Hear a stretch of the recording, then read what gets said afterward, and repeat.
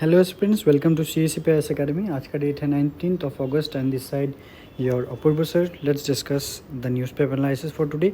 अगर आपको इस एनालिसिस का PDF चाहिए तो आप ज़रूर हमारे Telegram channel that is CSCP_Assam को फॉलो कर लीजिए। तो before starting with it let me say you again that the foundation admissions are going on और नए नए बैच स्टार्ट हो रहे हैं। हमारे डे बैचेस भी है और what I would say their working professional batch भी है फाउंडेशन का। तो आपको जिस बैच में आप कंफर्टेबल हो, whatever the time slots are there, तो उस हिसाब से आप हमारे फाउंडेशन बैच में एडमिशन्स ले सकते हैं।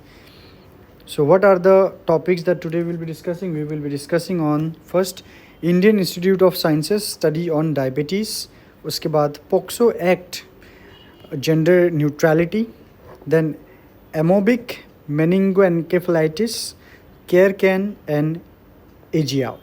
ठीक है, let's start.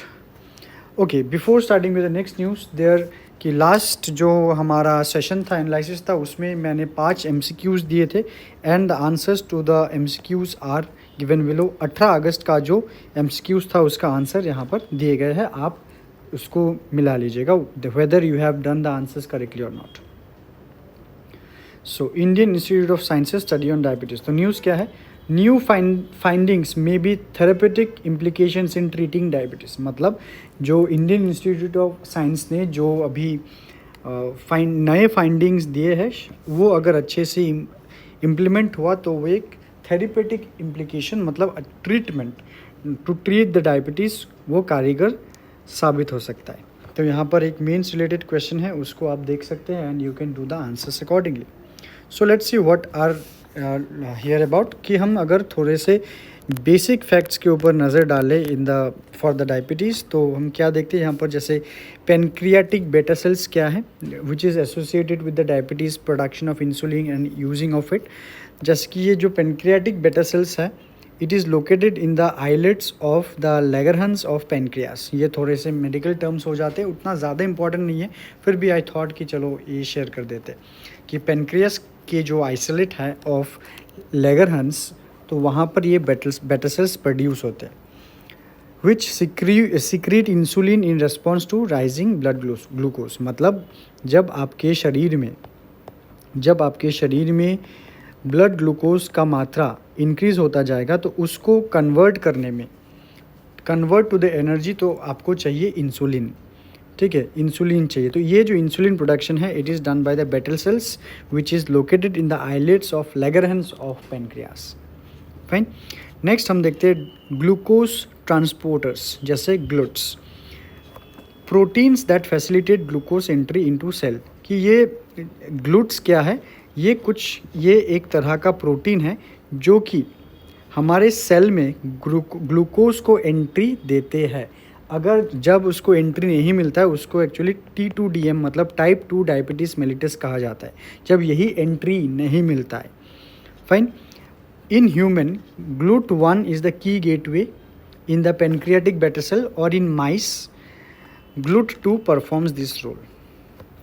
टाइप 2 डायबिटीज़ क्या है? ये इंसुलिन रेजिस्टेंस वाला डायबिटीज़ है, जहाँ पर इंसुलिन प्रोडक्शन तो है पर ये इंसुलिन को सेल में एंट्री नहीं मिलता है and that's why there is a impaired glucose Uptake.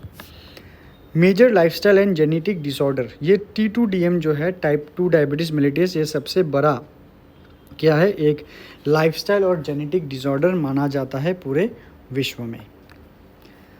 तो ये कुछ बेसिक्स है and another thing is there that is clathrin mediated endocytosis, cellular mechanism where materials like glucose transporters are cycled in and out of the cell membrane using clathrin coated vesicles। ठीक है, तो ये थोड़े से trivial है, फिर भी I thought कि चलो मैं शेयर कर दूँ, तो नॉलेज शेयर करने में कोई यहाँ पर गलती नहीं है। तो हम किस कंटेक्स्ट में ये सब डिस्कस कर रहे हैं, क्या है ये है कि इंडियन इंस्टीट्यूट ऑफ साइंसेस, इनके रिसर्च के द्वारा ये रिवील हुए है कि कैसे ग्लूकोज एंट्री को बेटा सेल में इटसेल्फ कि revealed how glucose entry into बेटा सेल इटसेल्फ, कि ग्लूकोज कैसे बेटा सेल्स में अपने आप वो एंटर करते हैं, not just insulin release but plays a very crucial role in diabetes pathology. तो हमें जो यहाँ पर देखना है मेंस ओरिएंटेड में कि इस स्टडी का सिग्निफिकेंस क्या हो सकता है. What could be the significance? The first significance क्या, ये डायबिटीज़ का जो पैथोलॉजी है, जो पैथोलॉजी है उसको बेटर अंडरस्टैंडिंग का, कि where the traditional studies it focus on insulin secretion post glucose uptake. मतलब जो अभी तक या फिर पहले के जो स्टडीज़ हैं वो ये स्टडी करते थे विच completely focused on insulin secretion, कि ग्लूकोज का मात्रा अगर ज़्यादा है तो बॉडी में इंसुलिन प्रोडक्शन को कैसे बढ़ाया जाए उस चीज़ के ऊपर ज़्यादा फोकस था. पर IISc ने फोकस दिया है बेटा सेल्स के ऊपर, not just insulin, beta cells के ऊपर, कि where it the study shifts attention to the pre insulin stage, कि कैसे ग्लूकोज सेल में एंटर करेगा. ठीक है, उस चीज़ को ज़्यादा महत्व दिया है rather than to break down of the glucose through insulin. ठीक है, तो it is considered to be a very key discovery. और वो डिस्कवरी क्या है? That is the GLUT. जो ग्लूट है GLUT, it is considered to be a very key discovery, कि इन हेल्दी सेल्स ग्लूट जो ट्रांसपोर्टर्स हैं, glucose transporters, it moves rapidly to the membrane during glucose surge. कि अगर वो cell healthy है, मतलब डायबिटीज़ नहीं है इंसान का, तो उन हेल्दी इंसान के सेल में जो ग्लूट ट्रांसपोर्टर है वो बहुत ज़्यादा जल्दी मूव करता है जब ग्लूकोज, कुछ मीठा आप ज़्यादा खाते हो. पर ये जब T2DM में देखा जाता है, टाइप 2 डायबिटीज़ मेलिटस में, दिस ट्रैफिकिंग फॉल्टर्स, मतलब ये जो ट्रांसपोर्टेशन है उसमें स्लो डाउन आ जाता है, and impairing glucose uptake and subsequent insulin release. Okay, so why there is a therapeutic potential? Because restoring the GLUT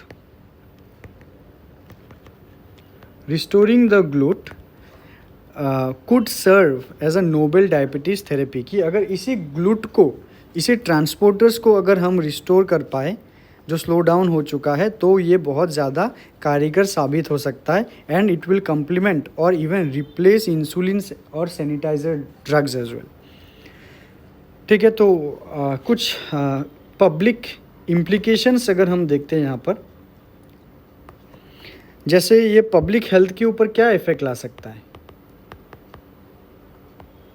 ये पब्लिक हेल्थ के ऊपर ला सकता है कि अगर इंडिया जो है, इंडिया को diabetes capital of the world कहा जाता है, diabetes capital of the world, where more than 100 million cases are there. So जहाँ पर innovations in this kind of therapy can reduce the health care burden. Science and technology में क्या implications आ सकते हैं कि advances like in this molecular biology, जैसे live cell imaging.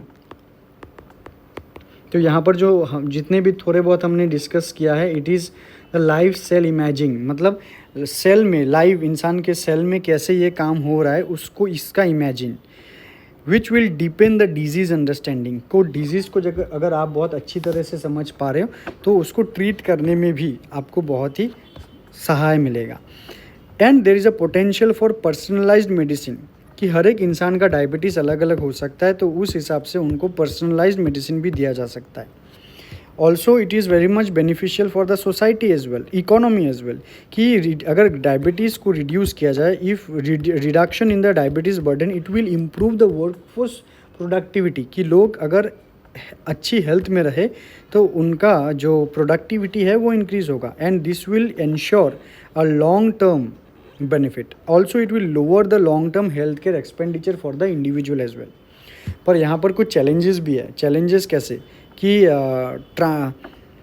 जो लैब फाइंडिंग्स होगा, जो लैब फाइंडिंग्स है, मतलब करेंटली इसको भी एड्रेस ज़रूर किया जाएगा, उसको उस लैब फाइंडिंग्स को ट्रांसलेट इनटू क्लिनिकल थेरेपीज़ करना एक चैलेंज है. फिर cost and accessibility of advance treatment, जो यहाँ पर डिस्कस किया गया है, it is a very advance treatment, तो उसके कॉस्ट का क्या. And also genetic and lifestyle variation in India has a diverse population, कि हर एक इंडियन सोसाइटी में जो अलग अलग छोटे मोटे सोसाइटीज़ है, वहाँ का लाइफस्टाइल पूरा अलग है, तो वहाँ पर क्या ये थेरेपी कितना काम आएगा, that study is also a very essential thing. ठीक है, सो इस पर्टिकुलर न्यूज़ से we have this particular question, तो इसको अच्छे से पढ़िए एंड हमें इसका आंसर आप ज़रूर कमेंट सेक्शन में दीजिए। तो this is your question number 1। Next is POCSO act gender neutrality. तो यहाँ पर न्यूज़ क्या है, यहाँ पर न्यूज़ जो है POCSO act is gender neutral also, कि इस एक्ट के तहत women can be made accused. This is said by the high court. Alright, so relevant question is drafted here, तो आप इसको अच्छे से देखिए। तो ये पॉक्सो एक्ट वो आया कब, वो आया है 2012 को। तो ये इस पॉक्सो एक्ट में क्या है, it enacted to protect children below 18 years of age from sexual abuse, harassment and pornography. याद रखिए द 3 पॉइंट हियर कि 18 साल के नीचे बच्चों को सेक्शुअल एब्यूज से प्रोटेक्ट करना, हैरेसमेंट से प्रोटेक्ट करना और चाइल्ड पोर्नोग्राफी से प्रोटेक्ट करना है इस पॉक्सो एक्ट का काम। पॉक्सो का फुल फॉर्म क्या है? The full form for POCSO is protection of children from sexual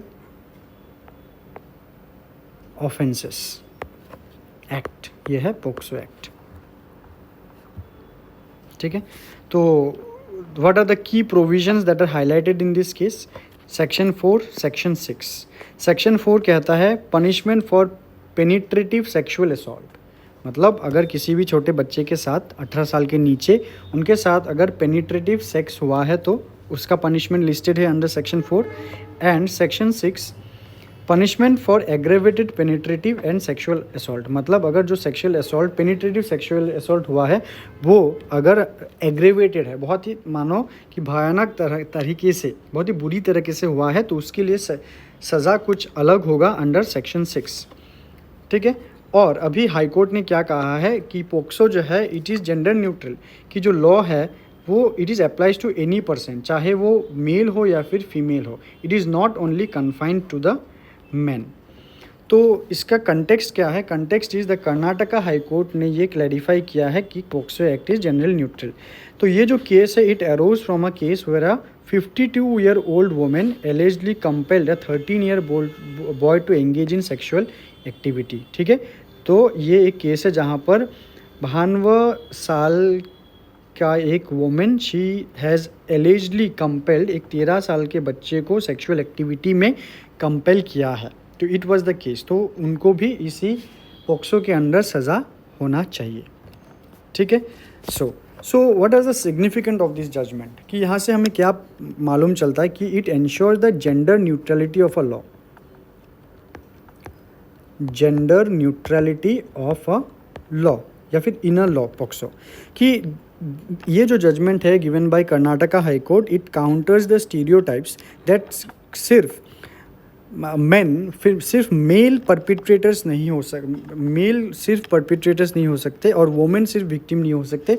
यहाँ पर दो जो केस है वो उल्टा भी हो सकता है, man can also be a victim and women can be the perpetrator, where it acknowledges the male child or male children as victims and women as potential offenders. उसके साथ it is also challenging the archaic notions कि the court had rejected the idea that women are merely passive participants in sexual activity. तो इस judgement से ये भी साबित होता है कि women जो है वो active participant in a sexual activity है।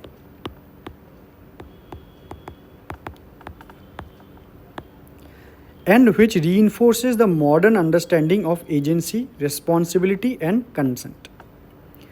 ऑल्सो उसके साथ ये जो जजमेंट है ये प्रूव करता है कि जो पॉक्सो है वो चाइल्ड सेंट्रिक है, जेंडर सेंट्रिक नहीं है।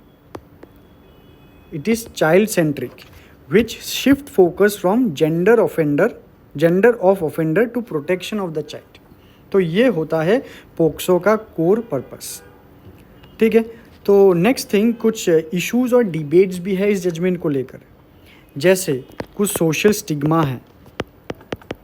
Social stigma this may prevent reporting of cases where boys are victims, कि लड़कों के साथ अगर ये होता है तो सोशल स्टिग्मा की वजह से ये सब केसेस रिपोर्ट नहीं होते, तो इसीलिए आपको बहुत कम नंबर ऑफ केसेस मिलेंगे जो लड़कों के साथ ये हुआ है। Where the investigative agency they be still very gender bias in this case, ये एक चैलेंज। सेकेंड चैलेंज होता है कि रेप को लेकर, आईपीसी में रेप को लेकर, विच इज़ जेंडर न्यूट्रल, ठीक है, which is not gender neutral, IPC is not gender neutral, where always rape के केस में विक्टिम इज़ ऑलवेज फीमेल, कि in case of rape the victim is always a female, ठीक है। Where it creates a divergence between IPC and POCSO, and there can be risk of misuse also, कि this gender neutrality it could also open avenues for false implications by the male, ठीक है, जैसे कि और भी law के तरह यहाँ पर भी एक फॉल्स इम्प्लीकेशंस हो सकते हैं। Okay, and there is another main challenge, there will be an awareness and sensitisation, जहाँ पर पुलिस को, जुडिशरी को और समाज को रिकॉग्नाइज करना होगा कि male child can also be a victim there, ठीक है। सो इस न्यूज़ से आपका यहाँ क्वेश्चन नंबर 2 है, एमसीक्यू नंबर 2, तो आप इस एमसीक्यू को आंसर को आप कमेंट में बोलिए। The next is about a disease that is amoebic meningoencephalitis. तो ये न्यूज़ है, alerts issued against amoebic meningoencephalitis in Kozhikode. तो we have to see here about this disease, ठीक है। एक डायरेक्टली डिजीज़ रिलेटेड कोई मेंस में एज सच क्वेश्चंस नहीं आएगा, इसीलिए मैंने कोई क्वेश्चंस यहाँ पर दिए तो ज़रूर है, पर फिर भी it is also very much trivial. Directly mains में कोई डिजीज़ रिलेटेड क्वेश्चंस नहीं आ सकता, पर यहाँ पर आ सकता है कि ये जो जिस तरह के जो एपिडेमिक है, ये जो आउटब्रेक है, उसको कैसे डील किया जा सकता है, ये फैटल डिजीज़। तब आप वहाँ पर डिजीज़ के नाम लिख सकते हो, एमोबिक मेनिंगोएन्केफेलाइटिस। तो you can consider this type of news to be the ingredient of your mains answer writing, ठीक है। सो लेट्स सी कि जो एमोबिक मेनिंगोएन्केफेलाइटिस है, उसका कॉजेटिव एजेंट माने कौन कॉज करता है, इस किस चीज़ की वजह से होता है। It is a free living amoeba. आपने शायद आपके स्कूल में पढ़े होंगे आपने साइंस में कि एमीबा क्या है, ठीक है। Amoeba is a unicellular organism, ठीक है। अगर हमने लेबोरेटरी में गए थे, हम इसका स्ट्रक्चर कुछ ऐसा होता था, हमने साइंस कॉपी में ऐसा ड्राइंग भी बनाया था, ठीक है। इफ़ यू रिमेंबर, तरह तरह का ड्राइंग था, तो यूनिसेलुलर ऑर्गेनिज्म। सो जहाँ पर हम ये डिजीज़ के बारे में बात करें, इस एमीबा का नाम क्या है, Naegleria fowleri, which is commonly known as the brain eating amoeba. तो नाम से समझ में आ रहा है कि ये जो डिजीज़ क्या होने वाला है। तो अभी हम देखते हैं। अच्छा, इससे पहले हम कुछ बोले, ये मैं बोल देता हूँ, ये ज़्यादा इम्पोर्टेंट आपका प्रीलिम्स के लिए होगा, ठीक है। तो transmission not human to human ये ट्रांसमिट नहीं होता है डायरेक्ट, पर ये कैसे ट्रांसमिट हो सकता है, ये ट्रांसमिट हो सकता है थ्रू द नोज, आपके नाक से ये ट्रांसमिट हो सकता है, while swimming, while bathing in contaminated and stagnant water. अगर बहुत पुराना वाटर है, स्विमिंग पूल है, वहाँ पर पानी चेंज नहीं किया जाता है या फिर उसको ट्रीट नहीं किया जाता है, तब उस पानी में अगर ये बैक्टीरिया है तो वो आपके नोज़ से या फिर ये आपके ईयर कैनल से भी आपको इन्फेक्ट कर सकता है। Now if you see the pathophysiology of this amoeba travels via the olfactory nerve जो आपके नाक में होता है, the main nerve that sense the smell, वो है olfactory nerve, through the cribriform plate to the brain. ये याद नहीं रखना है आपको, क्रिब्रिफोम प्लेट ये सब एकदम याद नहीं रखना है, बट ऑल्फैक्टरी नर्व को याद रखिए, कॉजिंग सीवियर ब्रेन इन्फेक्शन। ये नाक से होकर वो ब्रेन तक जाएगा and will cause severe brain infection. Symptom कैसे होगा, after the onset of the disease severe headache start होगा, बुखार आएगा, नौशिया मतलब उल्टी जैसा भाव आना, वॉमिटिंग उल्टी हो जाना, आपका नेक स्टिफ हो जाना, फिर फोटोफोबिया का मतलब क्या है कि लाइट सेंसिटिविटी, जब लाइट आपके सामने आएगा आप लाइट के तरफ देख नहीं सकते हो, बहुत डिस्कम्फर्ट फील होना, and altered behaviour, seizures and coma. Okay, and it is very much fatal disease, उसमें इंसान का मौत भी हो सकता है। इंक्यूबेशन का मतलब क्या है, उस डिजीज़ को पनपने में कितना टाइम लगेगा, ये 5 से 10 दिन का टाइम लेता है। मॉर्टेलिटी क्या है, मॉर्टेलिटी इज़ मोर देन 95%। अगर ये हो जाए इन्फेक्शन तो जो डेथ है वो कन्फर्म है, 95% से ज़्यादा इसका मॉर्टेलिटी है। प्रिवेंशन क्या है, prevention is avoid swimming in stagnant water, और अगर आप स्विम कर रहे हो तो यूज़ द नोज क्लिप्स, कि आपके नाक से पानी ना जाए, and maintain a very strict hygiene.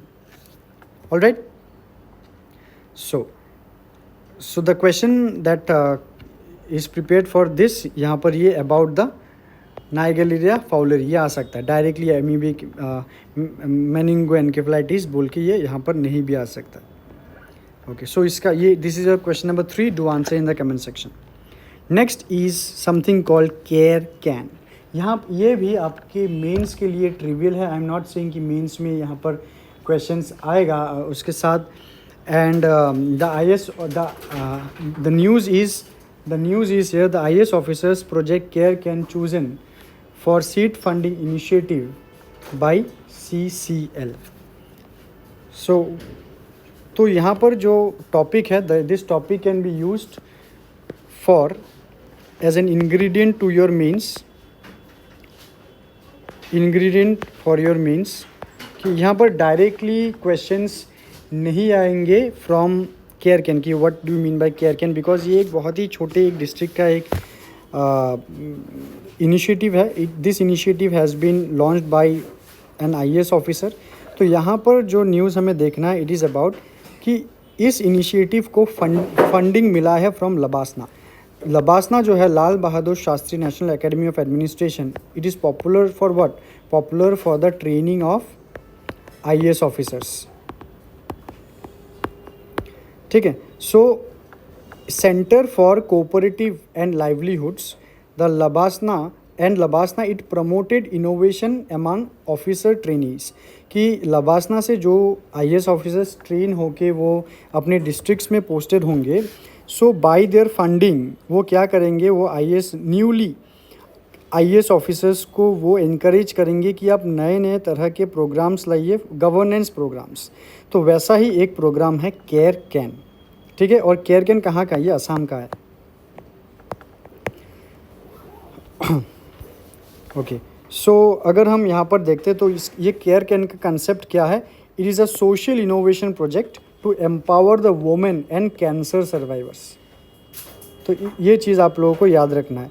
तो कैसे एम्पावर करना है, बाय डूइंग सर्टेन एक्टिविटीज़, जैसे training the survivors and women to craft breast prosthetics and wigs. तो if you know by the chemotherapy के वजह से जो हेयर फॉल हो जाता है, तो ये हेयर फॉल के कारण it cause kind of factor to be depleted from the society. तो इसके लिए तो वो जो ऑलरेडी कैंसर सर्वाइवर्स हैं वो विग्स मैन्युफैक्चर करेंगे एंड ब्रेस्ट प्रोस्थेटिक्स, की ब्रेस्ट कैंसर में जो सर्जरी होता है ब्रेस्ट का, तो breast prosthetics it is a kind of a replacement, एक आर्टिफिशियल ब्रेस्ट इम्प्लांट है ये। सो उन सब चीज़ों का मैन्युफैक्चरिंग के लिए। Secondly, providing livelihood opportunities to the cancer survivors as well as restoring the dignity with confidence. ठीक है, तो ये जो इनिशिएटिव है वहाँ का कोलाबोरेशंस किन के बीच होंगे, कुछ NGOs of Assam, self help groups and medical institutions जैसे कि एम्स। ठीक है, so what is the national vision of this, it is to aligned with सहकार से समृद्धि, मतलब prosperity through cooperation. So here is the question from this particular news, that is consider the following statements. Seed funding initiative by the Center for Cooperatives and Livelihoods. Here are the 3 statements. आपको बताना है कौन से statements correct है। So इसका भी answers आप comment section में लिखिएगा। Now the last news from today's analysis is AGIAO। तो AGIAO जो है it is related to China। तो ये इंडिया का कोई कल्चरल नहीं है बट चाइना का है, बट ये आज न्यूज़पेपर में आए हैं तो you must know it about the culture. तो ये क्या है, यहाँ पर देखिए न्यूज़ जो आया है, China's AGIAO boom skills 6 million donkey's a year, कि ये जो कल्चर है चाइना का, तो ये क्या कल्चर है मैं अभी नेक्स्ट स्लाइड में बता रहा हूँ। ये साल में 6 मिलियन मतलब 60 लाख डोंकीज़ मारे जाते हैं। सो एजियाओ जो है वो एक ट्रेडिशनल चाइनीज़ मेडिसिन है which is derive from donkey hide gelatin. तो उस चीज़ को डिराइव करने के लिए डोंकीज़ को मारा जाता है, which is believed without any scientific proof कि ये जो ट्रेडिशनल चाइनीज़ मेडिसिन है, ये चाइना के ट्रेडिशनल बिलीफ है कि इट क्योर्स एनीमिया। एनीमिया क्या है? It is the low haemoglobin which also boost immunity and improve blood circulation. But remember, this does not have any scientific proof. And the demand for AGIAO has risen sharply due to rising affluence and expansion. अभी देखिए AGIAO में भी prelims के लिए important है, it में भी आज कि AGIAO ये क्या चीज़ है। पर अगर मेंस में यहाँ पर क्वेश्चन दिया जाए, AGIAO रिलेटेड क्वेश्चंस तो नहीं आएंगे, पर यहाँ पर अगर हम इंडिया में अगर ट्रेडिशनल मेडिसिन देखते हैं तो इंडिया के ट्रेडिशनल मेडिसिन को लेकर यहाँ पर हमारे इकोलॉजी को कैसे हार्म किया जाता है वो रिलेटेड मेंस में क्वेश्चन एक आ सकता है। Okay, so here again a particular question from this news. I hope the analysis is clear to all of you. So thank you so much. We will be analysing different topics in the next day. Till then take care.